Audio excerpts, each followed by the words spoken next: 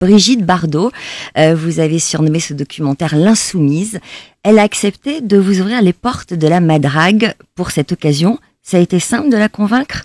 Non, j'ai dû passer 2 mois pour la convaincre. Pour batailler. Oui, mais voilà, elle a accepté parce qu'elle suivait les émissions. Voilà, elle regarde beaucoup la télévision, elle aimait les émissions.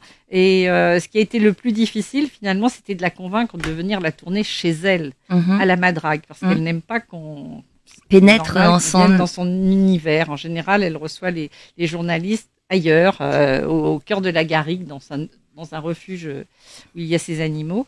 Et donc, elle a finalement accepté et elle en a été contente puisqu'elle avait fini l'entretien en me disant finalement, je suis contente, ça va laisser un joli souvenir de moi et de ma maison. C'est vrai. Parce qu'elle a un côté comme ça, petite fille, ouais. qui est assez bouleversant. C'est vrai. Elle vous a surpris ?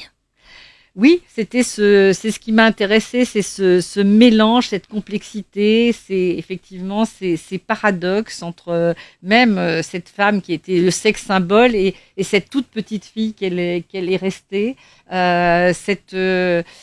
et puis ce qui est surprenant, c'est que ça aurait pu s'appeler, mais ça a déjà été pris, et Brigitte Bardot aussi la méprise, c'est que on la voit comme l'égérie des féministes, femmes libres, etc. Libre certes, mais elle dit pas libérer des hommes et égérie des féministes pour certains, et alors qu'elle ne se sentait pas du tout alors vraiment proche du féminisme. Pas libérer des hommes, et au contraire, elle confiait avoir besoin d'être protégée par un homme au quotidien. Oui, un homme, ou enfin en tout cas un être qui l'aime, et elle explique justement pourquoi elle n'a pas pu devenir mère elle-même. C'était compliqué la maternité parce que elle était encore une petite fille qui avait besoin encore pas de parents, mais en tout cas de parents de substitution, d'être accompagnée. Et donc cette maternité, aujourd'hui on en parlerait d'ailleurs autrement, mais à l'époque, voilà, on se devait d'être aussi une bonne mère.